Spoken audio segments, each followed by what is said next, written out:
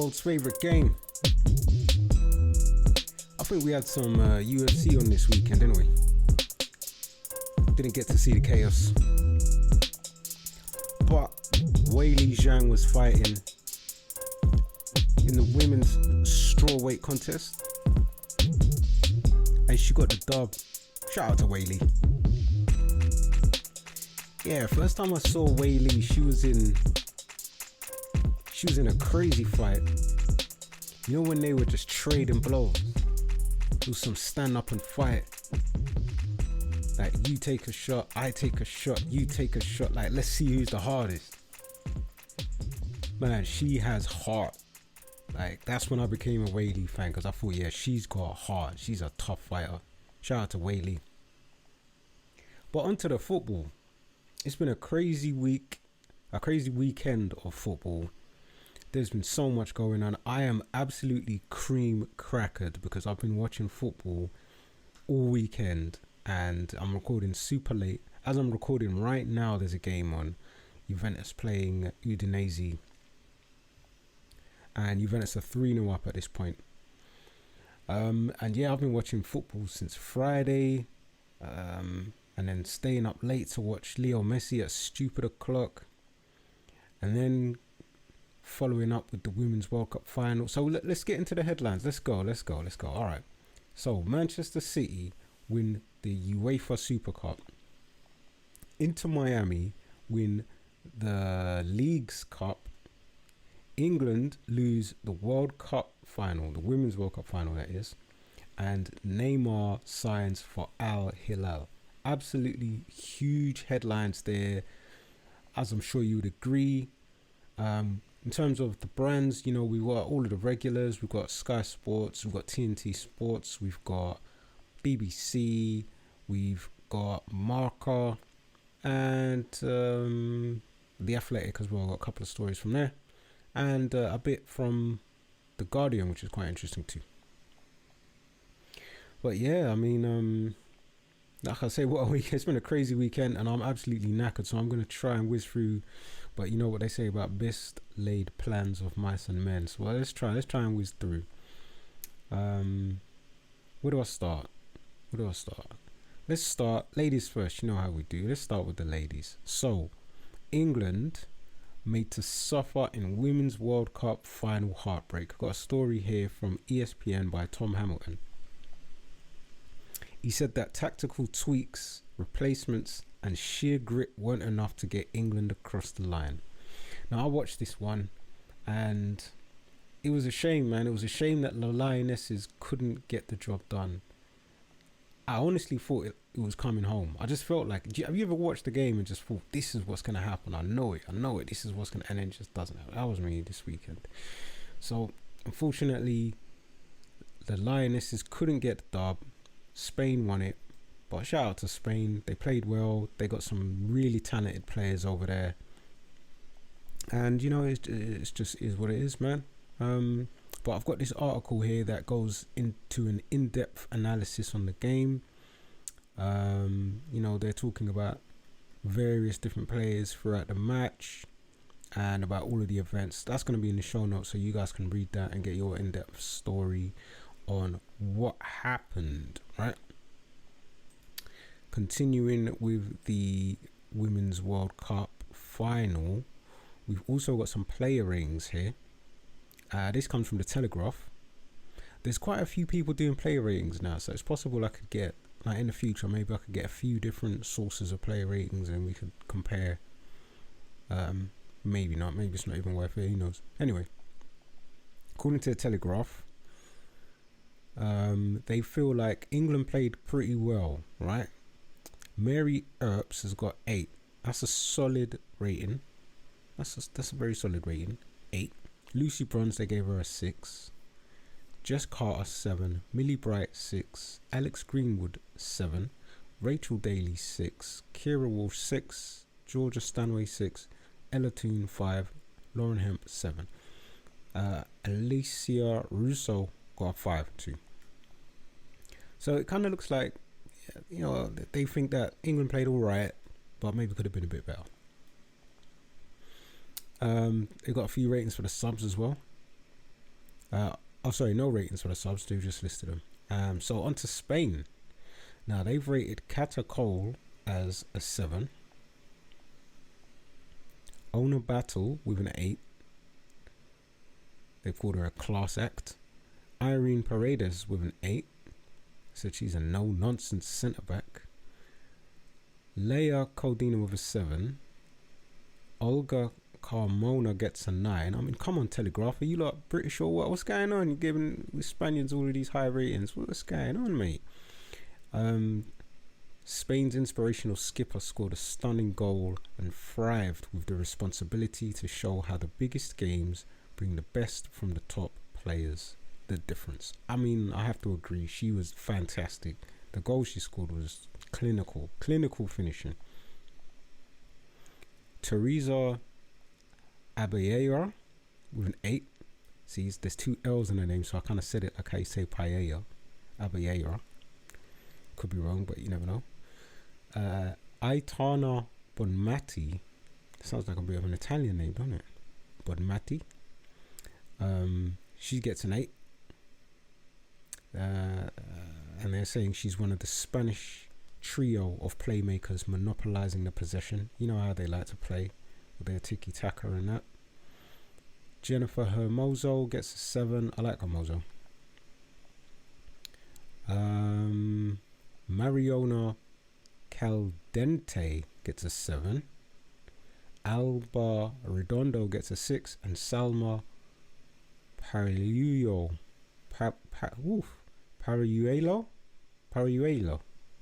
Salma Paruelo. She gets a 7 as well for running the England's defence ragged. So it kind of looks like the Spanish players have performed at a much higher level. Just looking at these numbers here, you know, I thought it was quite an even contest. I thought England were quite unlucky, although Spain could have had a penalty. It was just one of those things where it just wasn't going to be England's day, you know. Spain played well. I think they deserved their win. Shout out to them. But the Lionesses will be back. They most definitely will be. So I've got a little clip here of the moment that Spain lifted the World Cup. You guys can see that in the show notes. Look at them all jumping up and down on the podium. Must be nice, eh? Being a Spanish football fan right now. Must be nice. Your world champions jumping on the podium. There's a little focus here that I found on young Salma Paruelo, because she's actually the first player in football history to be the reigning World Cup champion at under 20 and at senior level at the same time. That's quite interesting, isn't it? Like, nobody's ever done that before. Not CR7, not R9, not Messi, nobody. Not even Maradona and Pele, and like, nobody. And she scored 2 goals in the final, in the under 20 World Cup final, which was in 2022. She scored 2 goals against Japan, and then 1 year later she becomes the first Spanish player to be named young player of the tournament at a World Cup. Decorated. And she won the under 17 World Cup and the under 17 Euros in 2018. Yo.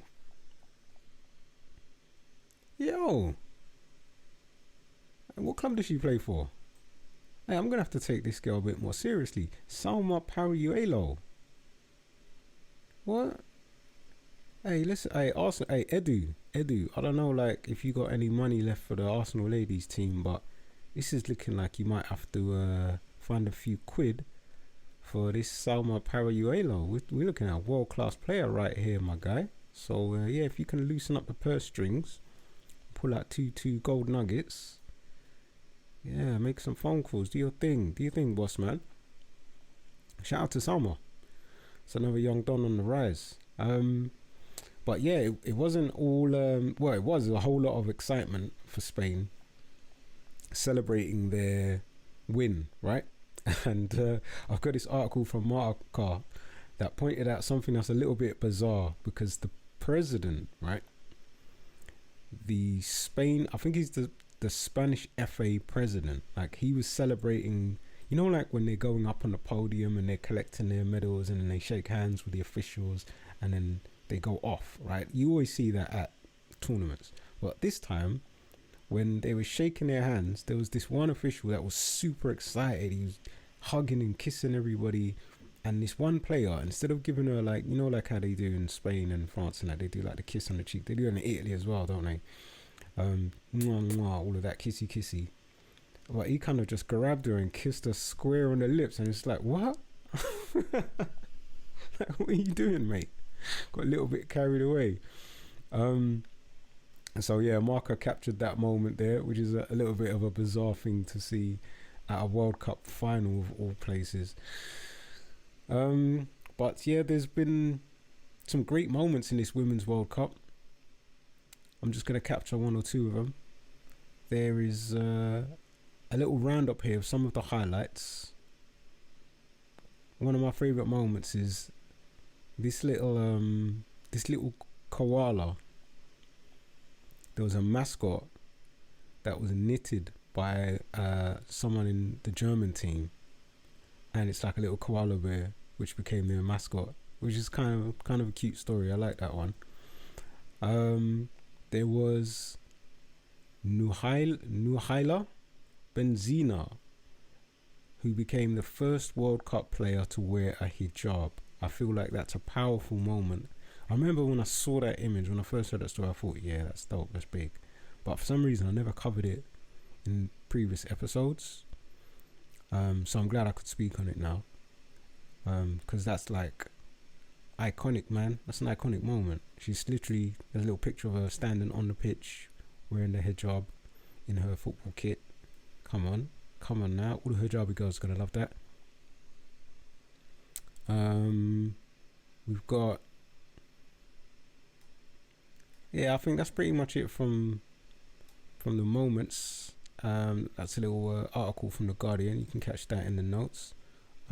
But there's a few more other moments captured in photography by BBC Sport. So yeah, just loads of great sort of sporting moments from this Women's World Cup captured in pictures with little captions on them as well. Ending with, of course, the ladies, the Spanish ladies, the World Cup champions celebrating. Great way to end it. But yeah, moving on from the World Cup, I found this really interesting article from Sky Sports. Shout out to Vicky Hodges. So they do this series where they kind of focus on the future of football, and this one delved into the strategies that they're using in the women's game in club football, the strategies that they're using to kind of widen their audiences. And I thought it was quite an interesting read, so I'm slapping this one in the notes if you guys want to read that. You might think, like, I remember on the other podcast that we did here, Play On Podcast, I remember having a conversation about the women's game and about how much money there is in the women's game. And we, you know, whenever that conversation comes up, you end up talking about equal pay and should women be earning as much as men. And yeah, you know, if the money's in the game, then I think they should be. Why not? But if the money isn't in the game, then where's the money going to come from, you know? But this was a great article that shows you how they're trying to expand their audience and to get that money, you know. And there's loads of details in there. One thing I liked was when they touched on the double header strategy. This is something that I know from being an Arsenal fan and seeing how there have been in the past. There's been some Arsenal ladies matches scheduled at the same time as a men's match. So it's the kind of thing you might see in pre-season. You might see Arsenal ladies playing at 12 and then the men are playing right afterwards at like 2 or something. So you buy your ticket for the pre-season match and then you get there at 12, you watch the ladies and then you stay till 2 and then you watch the men. Or some people come just for 2 to watch the men, but if you decide to come early you can catch the ladies too. So double header, that's an interesting way to widen their audience, to get more people in. I also thought it was quite interesting that they have an audience of people who watch football, right? Football fans, football watchers, but they only watch the women's game. Like, there's a specific audience that don't watch men's football, but they do watch men's football. I thought that was quite interesting because that's like a very niche audience that they've got. right? So if they can work that audience and if they can grow that audience, they've got something different there that the men don't have. I mean, I'm sure there's going to be men that watch, or an audience that watch men's football, but they don't watch women's football. But I wasn't actually aware of that, and it's something I've never thought of before. I thought it was quite interesting. And they've also got this live broadcasting on TikTok, which I thought is another interesting strategy, using social media to reach a different demographic, which you might get through traditional media. Really interesting stuff, I thought. So from a strategy standpoint, this might be a good read for anyone interested in strategy. Swiftly moving on. So going from the Women's World Cup and those kind of strategies there in the women's game over to another cup in the men's game, we're talking about the UEFA Super Cup. So Manchester City have won this trophy after a penalty shootout victory over Sevilla. This one comes from the official Manchester City media department themselves. Shout out to Neil Lay. I'm giving him a shout out like I know him. He's just the guy that wrote the article. I have no idea who this guy is. Good article though. And yeah, he says after 5 successful penalties for City, a miss by Sevilla's Nemanja Gudjelej, so off up by trying to pronounce that name, secured the prestigious prize for Pep Guardiola's side after a clash played out at the Georgios Karaiskakis Stadium. You know, you have to practice these kinds of names. When did they rename? Okay, so this was actually played at the Olympiacos Stadium, which is called the Georgios Karaiskakis Stadium. That's the last time I'm going to try and pronounce it. Yeah, they played in the Olympiacos Stadium. Let's just say that. So, Pep Guardiola has won a ridiculous amount of trophies now. And, you know, last season they won the treble, didn't they? They won the Champions League, they won the Premier League and the FA Cup. Man City won it all.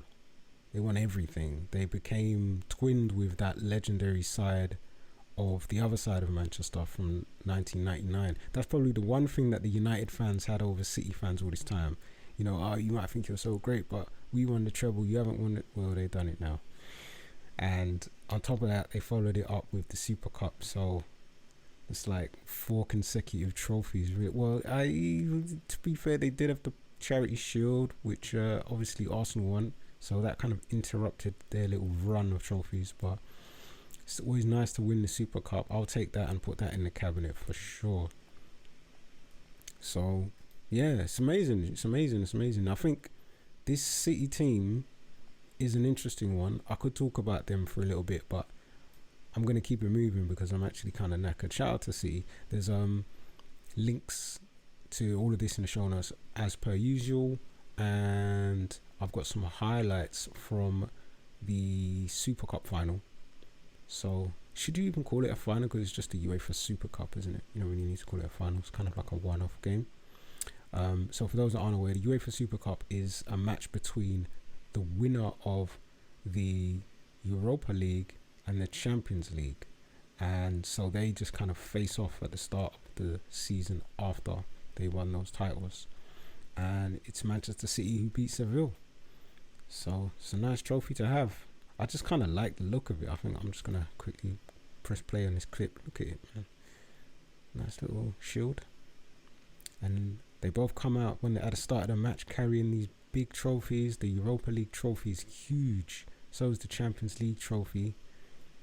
Imagine winning one of those. Awesome. Anyway, onwards we go.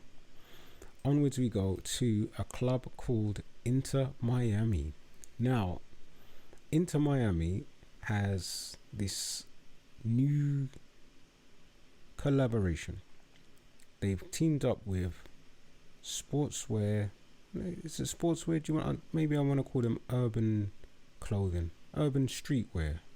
They've teamed up with an urban streetwear brand, Bape. Some may know them, Bathing Ape. They're very big. They're very popular amongst the youth, and their stuff sells at a premium. I'm gonna put a little link to this little trailer that they've got in the notes. And it's quite a cool trailer, man. It looks trendy.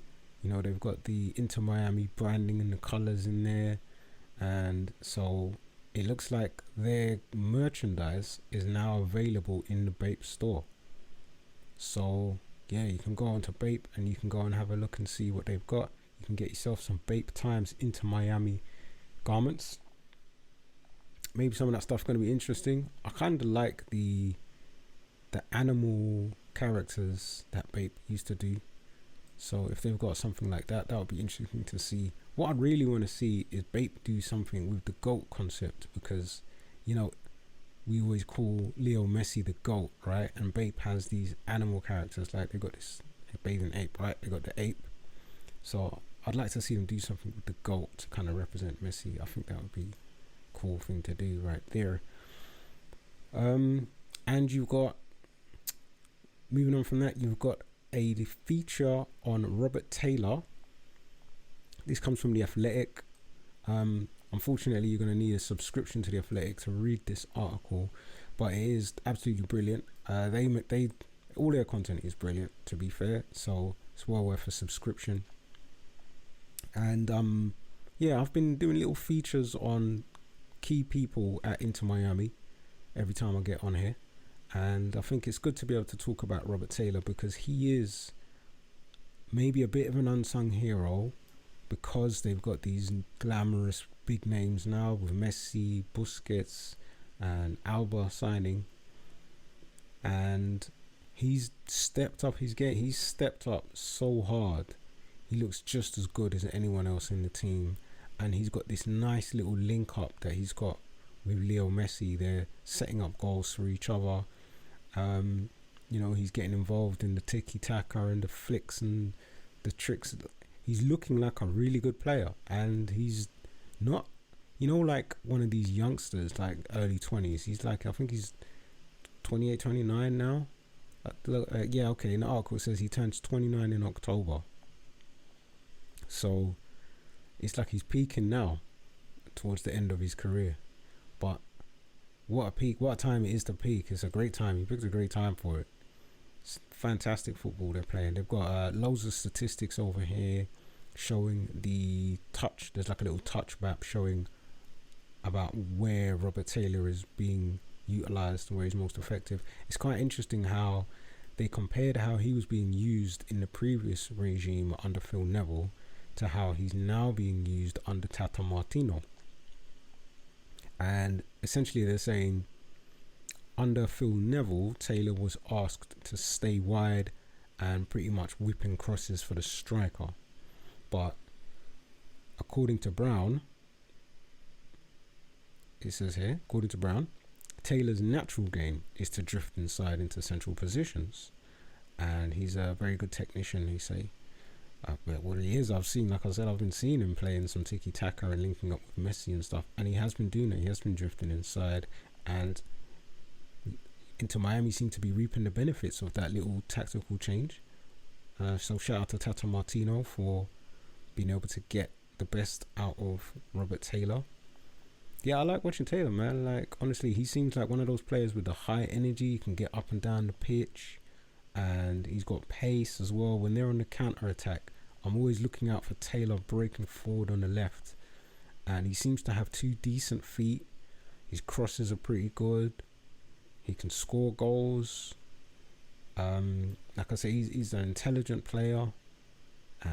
Yeah, I like him, and it's like it just kind of he looks like he's on the same kind of level with Messi and Alba and Busquets. Like, he doesn't look like they're on a whole different level to him, which I think is fantastic. It's fantastic that he can step his game up and he can look that good.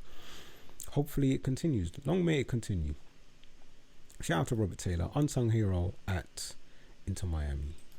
Got another article from The Athletic here. This one I'm not going to read. I'm not going to focus on. It's a feature on Leo Messi, and they delve into the background into how the whole move came around, and it's like years in the making. It's something that might not have even happened. You know, they kind of needed to rely on a little bit of luck, but and you know the owners were involved.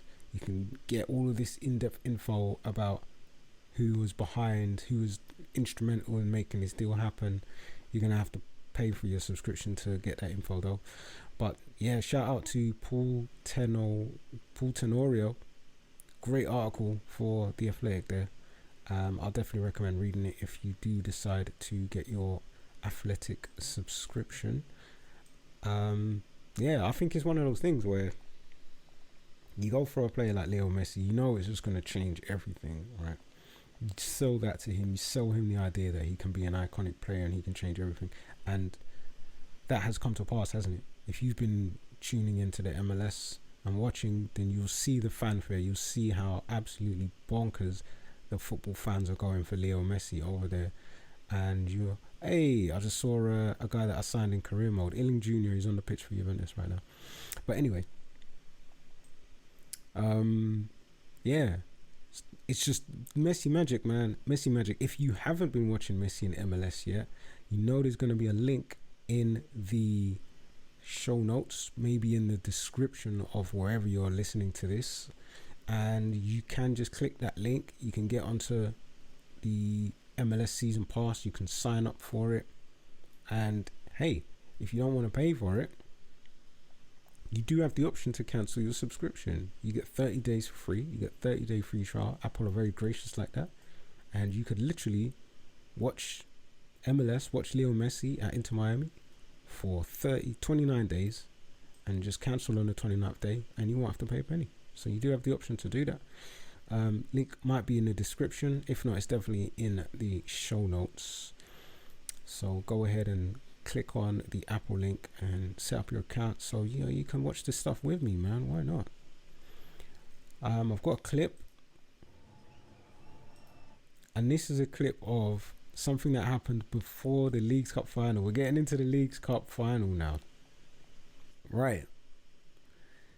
This was Nashville versus Inter Miami. I was just talking about the MLS Season Pass, which you get through Apple TV. And on Apple TV, they have this series where they're focusing on all of the MLS teams, and they're giving you, it's like a feature. They're just kind of going down to the club, talking to the people at the club, giving you the background, giving you the backstory. And I was watching the feature they have on Nashville. It's quite an interesting club they've got over there. There's British people involved in running it. I didn't realize that, to be honest.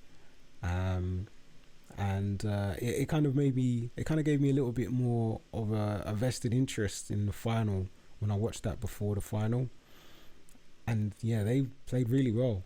And one thing I didn't realize is that there's an owner, a minority owner, who is actually one of my favorite people. It's actually the Greek freak, Giannis. He's a minority owner in Nashville, the club that played in the Leagues Cup final against Inter Miami.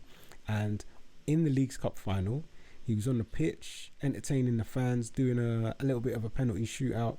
And when he hit the ball, when he scored, he actually goes and does the Ronaldo celebration. It's hilarious. There's a little clip of that. So you can go and see that in the show notes. You go see Giannis having a great time entertaining the crowd, doing his Ronaldo celebration. It's quite funny because obviously Leo Messi's on the pitch, Ronaldo's arch rival, and he's like an owner of the opposite team doing Ronaldo's goal celebration. So he brought the Messi and Ronaldo feud to the Leagues Cup final, didn't he? I've also got a clip of the walkout, Messi walking out with his mascot. This guy looks absolutely stoked, as all the mascots usually are. Ah, sweetest thing ever. They're really doing this this family environment over here on the MLS Season Pass, and this is another one that's another heartwarming moment. I've got a whole bunch of clips here. I've also got some clips showing you Leo Messi's goal. Look at this angle. The goal he scored in the final was it was just exquisite. Classic Leo Messi. The way he picks the ball up and just darts it, like when he runs with the ball, it's almost like a ballet dancer, just drifting, just drifting so graciously and delicately. They can't, and he's the kind of player where, because he's not like really big, and if you pressure him, you kick him, like he's gonna go down, man, because he hasn't got the stature and the body weight. So if you kick him, you're probably gonna concede a foul. And if you concede a foul anywhere in and around the box, God help you, because Messi is lethal when it comes to taking free kicks. So it's like they were struggling to touch him as he's running, and then the opening comes, wham, whips it into the top bins. Just the precision and the power and the swerve. Man. Leo Messi. Only Leo scores goals like that. That's fantastic. On to the penalty shootout. So this game was a 1-1 affair, went to penalties, and it was a long, drawn out penalty shootout that got all the way to the goalkeepers. I'm not going to spoil the drama for you. You guys can go and see that in the show notes. You can go and click the link on that. But what is obviously known is the result, and the end result is Inter Miami win the League's Cup. Oh yeah. I had a little a dilemma, because I was thinking, what am I going to put? What's going to be the cover story? Like, is it going to be Inter Miami winning the League's Cup? Is it going to be England winning the Women's World Cup? Is it going to be Manchester City winning the Super Cup? Am I going to do all three? I was in a bit of a dilemma, but unfortunately, the Lionesses didn't win the Women's World Cup, so I made my decision a little bit easier, to be fair. But yeah, Leo Messi wins his first trophy with Inter Miami. First of many, obviously. And it's his 44th career trophy, which gives him this record of being tied as having the most trophies won in football history. Like, man, if you weren't watching the game, you missed a chance to see history in the making. That's why I'm watching it, because he's breaking records, man. Leo Messi. There's a little shout out to him from Barcelona. All this is going to be in the show notes. And they've said, congrats to Leo Messi for being the joint most decorated footballer of all time. 44 trophies. Proud to be part of this incredible story. And they've got a picture of him with a whole bunch of trophies around him. This looks like the trophies that Barcelona probably have in their trophy cabinet. They've just arranged them around Leo and taken a photo. That is a fantastic photo as well. Decorated. There's a lovely moment of the team celebrating and Messi giving the League's Cup trophy to the former captain before he arrived. So DeAndre Yedlin was the captain of Inter Miami before Messi signed, and when it came to this trophy lift, he took the armband off and gave it to the former captain, and then he said to him, "Go, man, grab the trophy, let's go." Like, he kind of gave him captain duties for the trophy, which I thought that was a nice touch. He just kind of wanted to let him know, like, yo, you're still the captain, bro, and let's lift this trophy together. So that was a nice little touch there from Messi. I've got more clips. I've got a whole bunch of clips. Messi and the boys celebrating behind the scenes. There's this one photo with the owner in there with all of his top boys. David Beckham, yeah. Honestly, I'm starting to feel like David Beckham is my most. He's the best suit in the world. There isn't a single suit that's as good as David Beckham. I'm sorry, David Beckham. It's like, look what he's doing, man. He's doing it large. He's got this family club over there.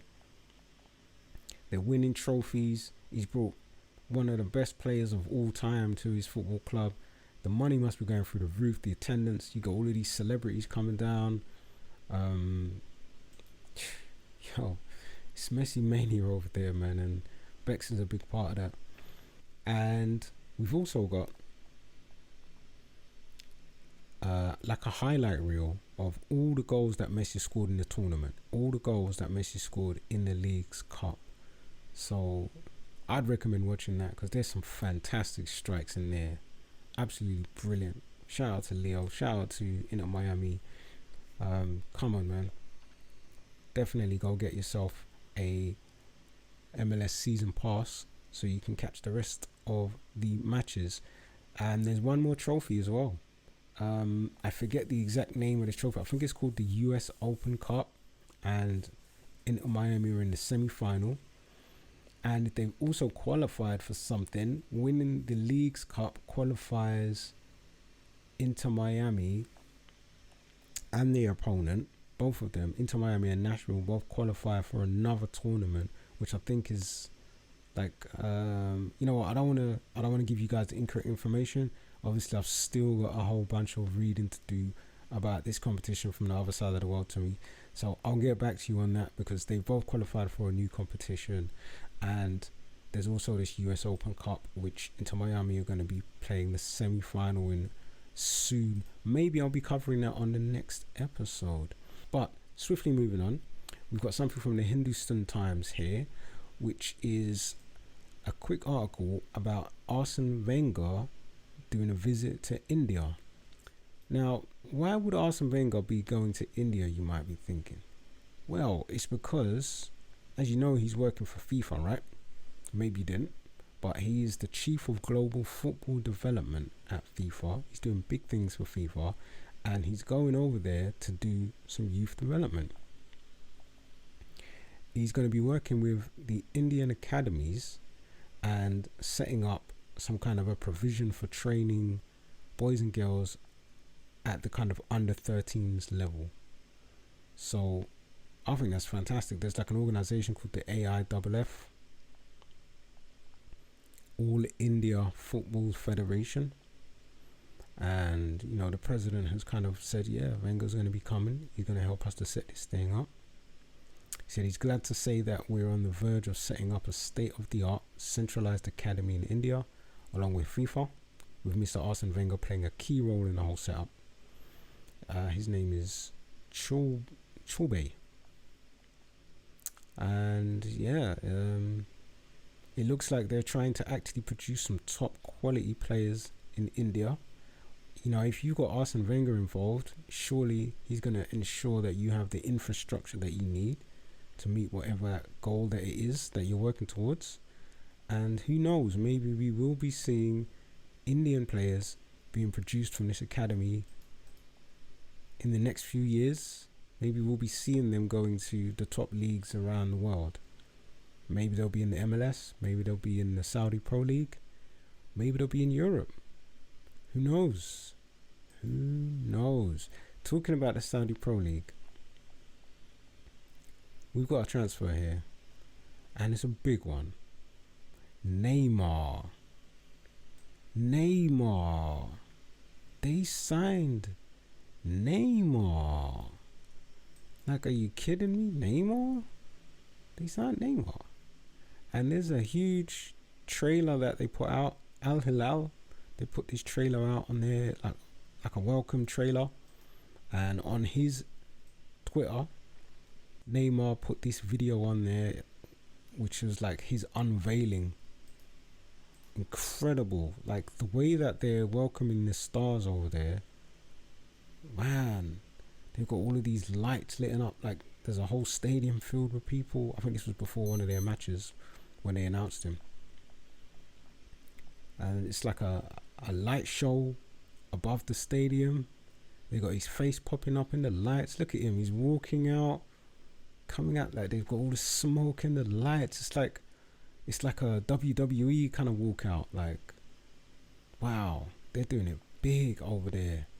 Look, all of these sparklers on the side, all of the mascots, the kids in the kit, shaking their hands, clapping, doing like high fives as he walks out.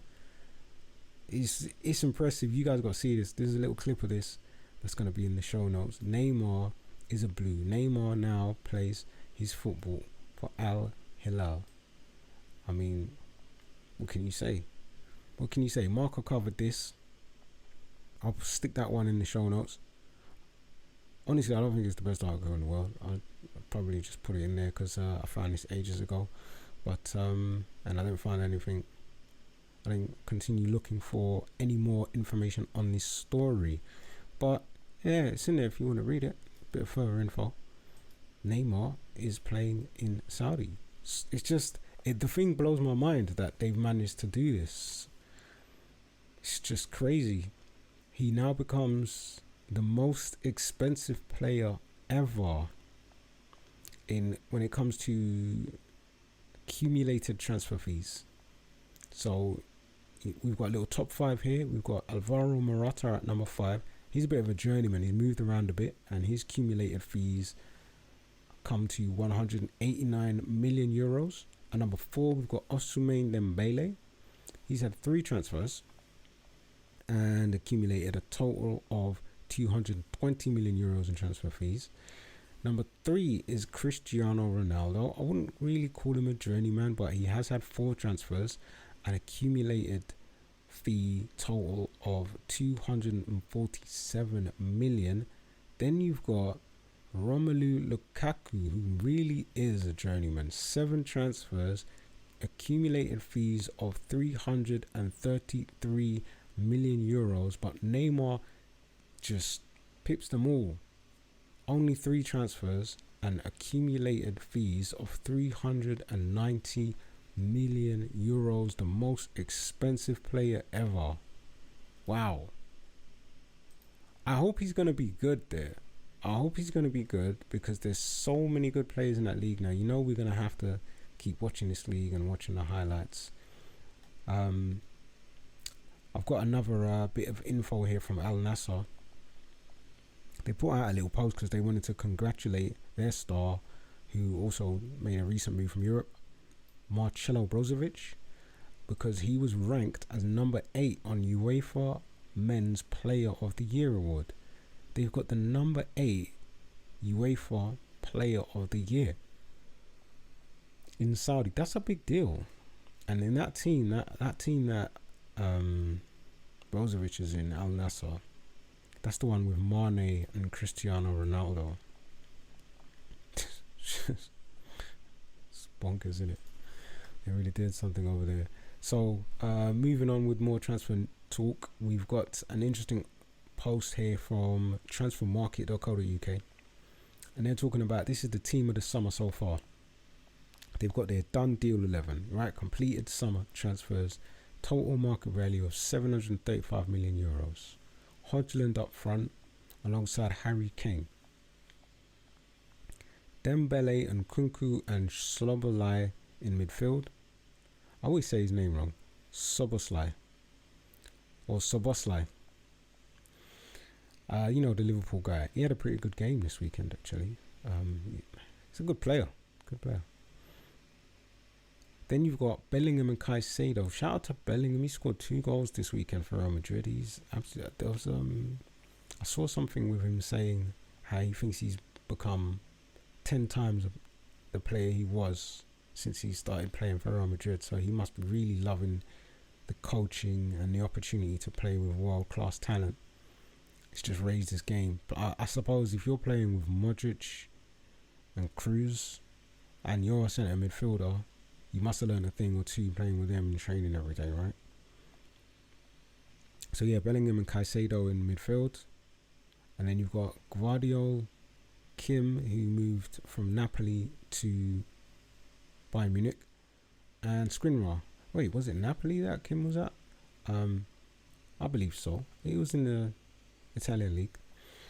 So Martin Skriniar, he was a free transfer from the Italian league over to PSG, wasn't he? And then you've got David Raya on loan at Arsenal now. That's a pretty good 11. Hodgland and Kane up front. Dembele and Nkunku and Sloboslai in attack. Bellingham and Caicedo in midfield. Gvardiol, Kim, Skriniar in defence. Raya in goal. Hey, that team could probably do something. Put that team together. Might win something with that. Another bit of transfer news is Alexander Mitrovic. So Mitrovic, he has also moved to the Saudi Pro League, and he's gone to Al Hilal, so he's going to be playing with Neymar. Just bonkers stuff, man. Bonkers stuff going on here. Big article about it in Sky Sports. I read a few articles on this story, and It's a little bit controversial because it seems like he was a bit of a one-way striker, and the club didn't really want to sell him. They were turning down offer after offer, and he kind of forced his way out of there. They put together a whole sort of timeline of events and everything, but he's gone, man. Mitrovic was a good striker. Maybe they're gonna struggle to replace him, but I'm gonna enjoy watching him. I'll tell you, because he's a beast, and to have Mitrovic and Neymar in the same team, wow, it's like that's tactical flexibility because you got two attackers with a completely different kind of game, so they should be able to complement each other very well. You can have Neymar playing as your number 10 in behind Mitrovic, who's going to be your big target man who can hold up the ball and battle with defenders, and then Neymar with the skills and the feet to kind of dance around players and open up opportunities. Yo, both of them could score goals. Hey, man. Hey, they're cooking over there, you know. That team is actually cooking. So, yeah, that pretty much takes us to the end. Let's go and have a look at our transfer tracker from TNT Sports. And they've got a few headlines. PSG launch an official bid for France ace Randall Kolo Muani. I heard about that one. Reportedly 65 million euros. So imagine if they sign him. That's interesting. There's also talk that Mbappe doesn't want to leave anymore. So they could have an all-French attack. They could have Mbappe on the left, Dembele on the right, and Kolo Muani as playing strike. And I believe that would be a really good look for PSG. You know? Why not? All French boys playing in your French team.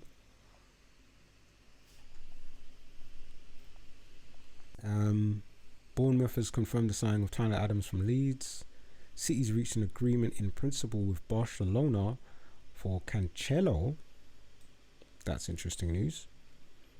Chelsea make contact with Arsenal over Balogun. If Chelsea really do sign Balogun, 50 million they're saying. I mean, where do they get all of their money from? Like, I know they're doing some juju. They're fiddling with loopholes and stuff. They're signing players to these really long contracts. They're giving them like 8-year, 9-year deals.